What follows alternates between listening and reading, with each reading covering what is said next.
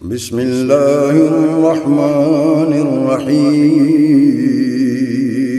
شروع اللہ کے نام سے جو بڑا مہربان نہایت بسم اللہ الرحمن الرحیم۔ السلام علیکم ناظرین، آج ہم میرپور ٹی وی کی وسادت سے ایک دفعہ پھر آپ کی خدمت میں حاضر ہوئے ہیں۔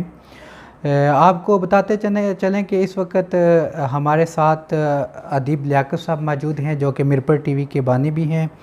اس کے علاوہ ماسٹر تنویر صاحب ہمارے ساتھ موجود ہیں اور کیمرہ مین یاسر ریاض صاحب ہیں۔ آج ہم یہاں پہ اکٹھے ہوئے ہیں اور ہم نے یہ سوچا کہ آپ کے لیے جو ہے وہ تھوڑا سا رمضان کے حوالے سے کچھ معلومات ہم لیں گے ادیب لیاقت صاحب سے۔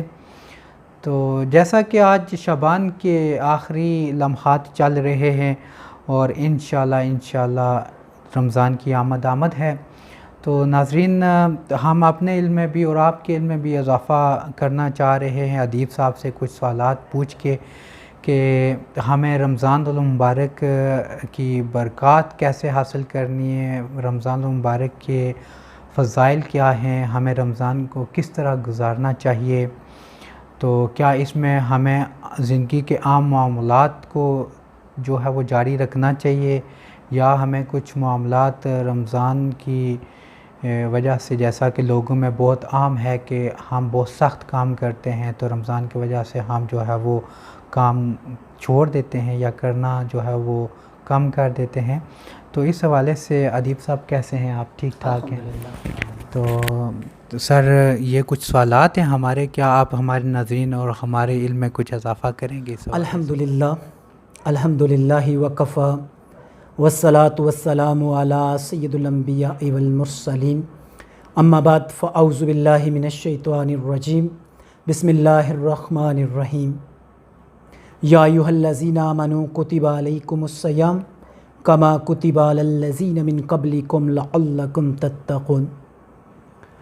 وقال تبارک و تعالی فی مقام آخر الصوم لی وانا اجزی۔ صدق اللہ العظیم و صدق الرسول النبی الامی الکریم الامین الرؤوف الرحیم۔ ان اللہ و ملائکتہ یصلون علی النبی یا ایھا الذین آمنوا صلوا علیہ وسلموا تسلیما۔ درود شریف پڑھ لیں۔ اللہم صلی علی محمد وعلی آل محمد کما صلیت علی ابراہیم وعلی آل ابراہیم انک حمید مجید۔ اللہم بارک علی محمد وعلی آل محمد کما بارکت علی ابراہیم وعلی آل ابراہیم انک حمید مجید۔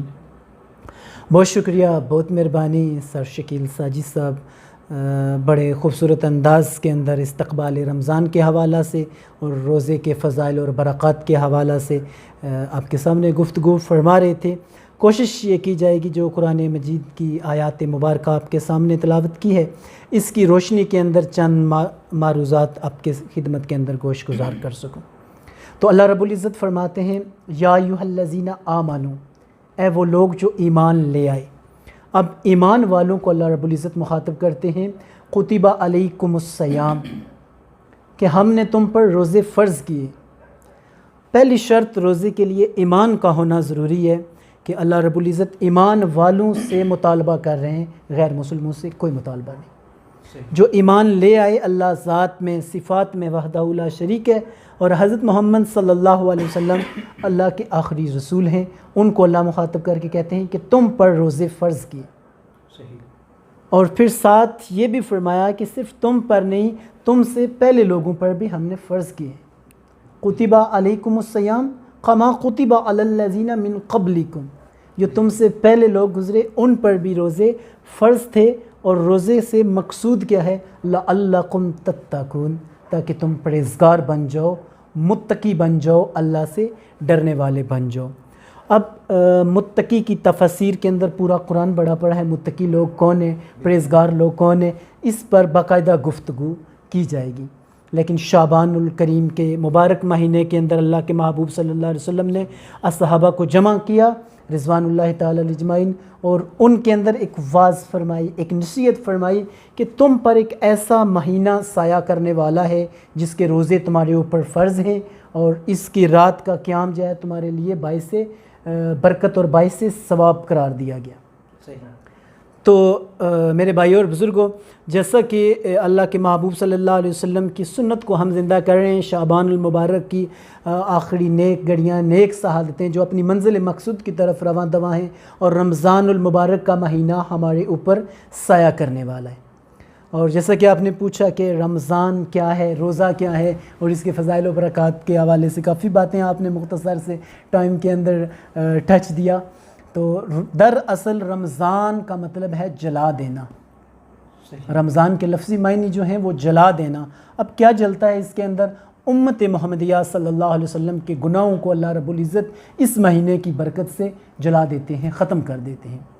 اور صیام بھوکے کو کہتے ہیں، اور صائم کا مطلب ہے بھوکا۔ اللہ رب العزت ہمیں بھوکا رہنے کا حکم دے رہے ہیں۔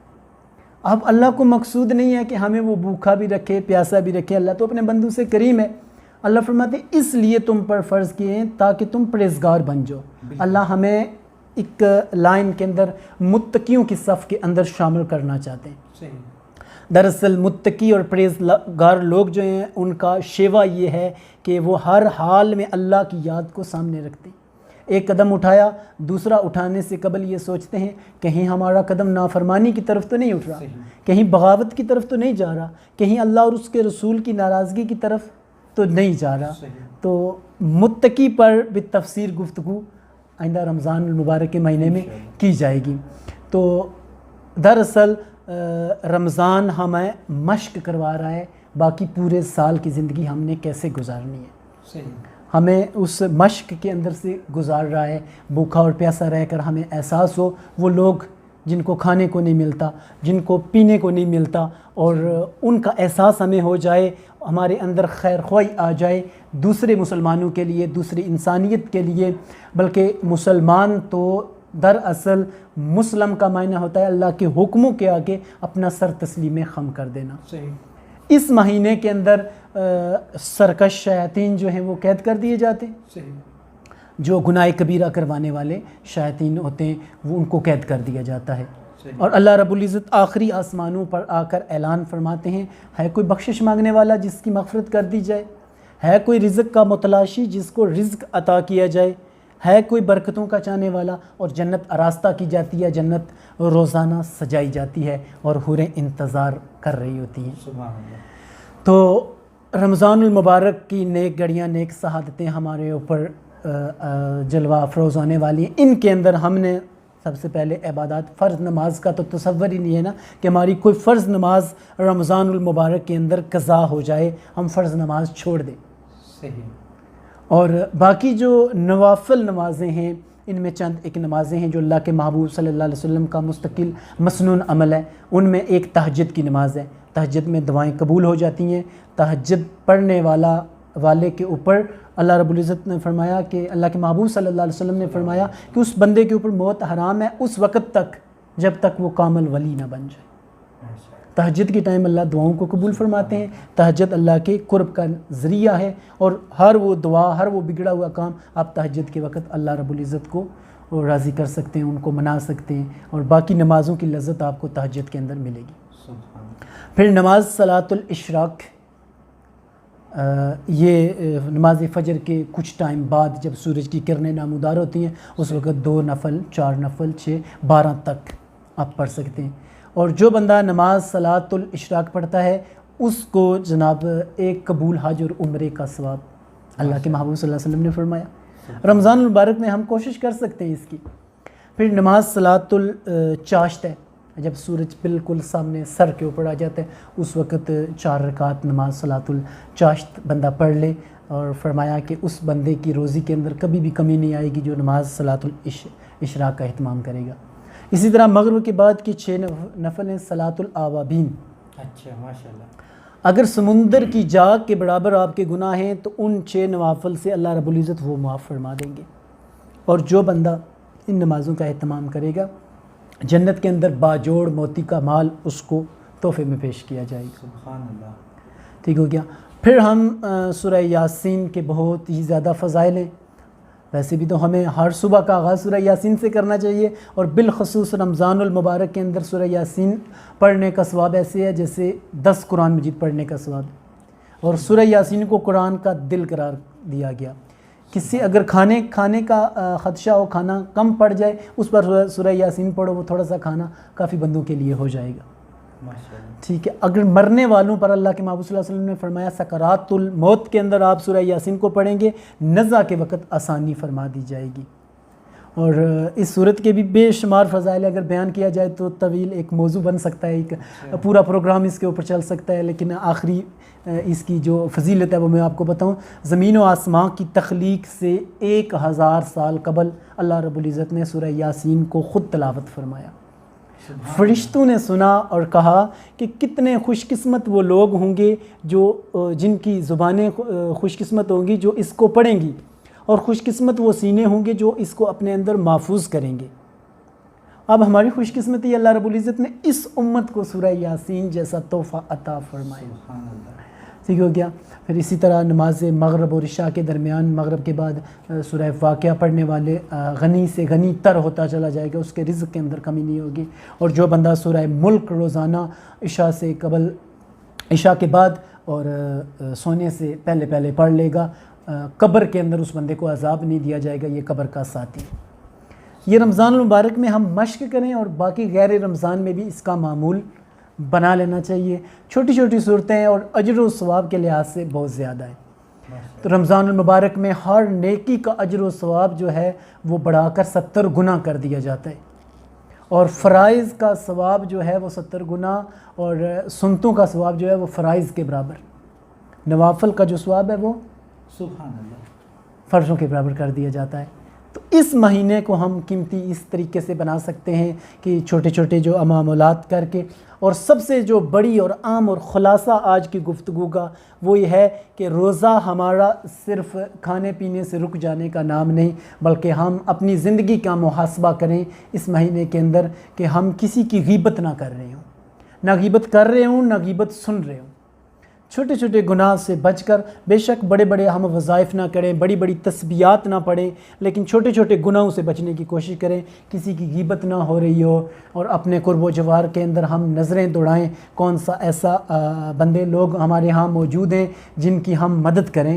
رمضان المبارک میں دل کھول کے اپنی صحافت کو جو ہے وہ استعمال لائیں, دائرہ کار کے اندر لائیں. غریب لوگ جن کے پاس سحری کے لیے نہیں ہے, افطاری کے لیے نہیں ہے, ان کے معاون بنیں, اور ان کے منہ سے, ان کے لب سے, ان کی زبانوں سے جو دعائیں نکلیں گی تنویر بھائی, اللہ رب العزت کے عرش تک پہنچیں گی, اور وہ ہماری نجات کے لیے کافی ہوگا.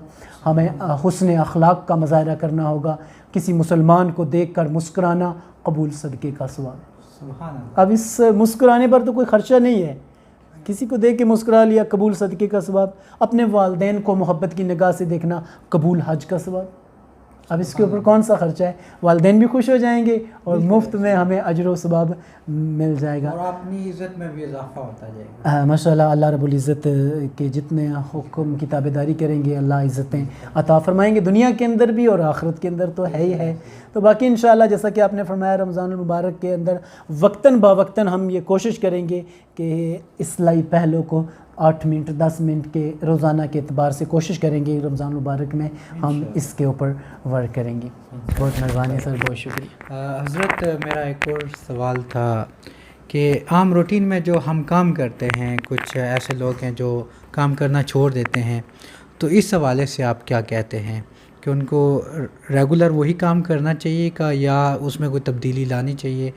اس حوالے سے تھوڑی سی اگر ہمارے ناظرین کو تھوڑی سی بتا دیں, انفارمیشن دے دیں تو. بہت شکریہ, بہت مہربانی سر. دراصل روزے کے اندر تو ہم نے مشق کرنی ہے. ایسا نہیں ہے کہ ہم نے روزہ رکھا اور دنیا سے بے نیاز ہوگی. دنیا کی کوئی خیر خبر نہیں. روٹین ورک کا جو ہم کام کر رہے ہیں کوشش کریں کہ وہ کام کرتے رہیں. ہاں کوئی ایسا کام ہے کہ جو ہمارے روزے کے اندر خلل ڈال رہا ہے, اگر وہ ہم کام کریں گے, ہم روزہ نہیں رکھ سکیں گے, تو پھر اس کام کو ترک کر دینا افضل ہے. لیکن اس کو بہانہ بنا کر روزے کو چھوڑ دینا کہ میرا کام ایسا ہے میں روزہ نہیں رکھ سکتا, تو یہ سال کے اندر ایک ہی مہینہ ہے, اور یہ اپنی اللہ کے محبوب صلی اللہ علیہ وسلم نے آگے چل کر ہم بتائیں گے کہ اللہ کے محبوب صلی اللہ علیہ وسلم کی خدمت کے اندر جبرائیل علیہ السلام آئے اور بدعائیں کی 3. ایک کا ذکر کروں گا. فرمایا کہ ہلاک ہو جائے وہ شخص جس نے رمضان المبارک کا مہینہ اپنی زندگی میں پایا اور اپنی بخشش نہ کروا سکا.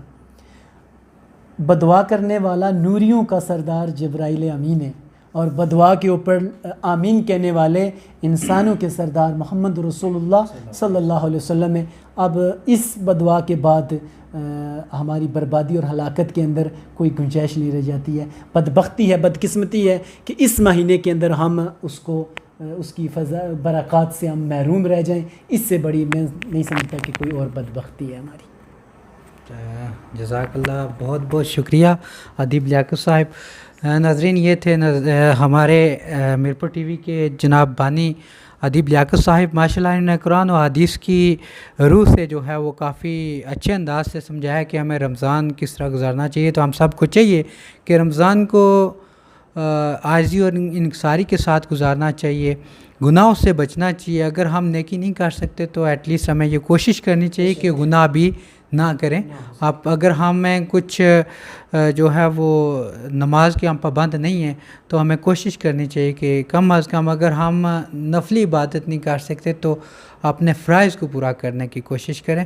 تو انشاءاللہ العزیز ہماری کوشش ہوگی، جیسے کہ حضرت ادیب لیاقت صاحب نے فرمایا بھی ہے، کہ ہم کوشش کریں کہ روزانہ 10-15 منٹ جو ہے وہ آپ کو رمضان کے حوالے سے قرآن و حدیث کی روح سے جو ہے وہ کچھ نہ کچھ آپ تک پہنچایا جائے۔ بہت شکریہ۔ انشاءاللہ العزیز ملتے ہیں ایک نئی ویڈیو کے ساتھ، تب تک خدا حافظ۔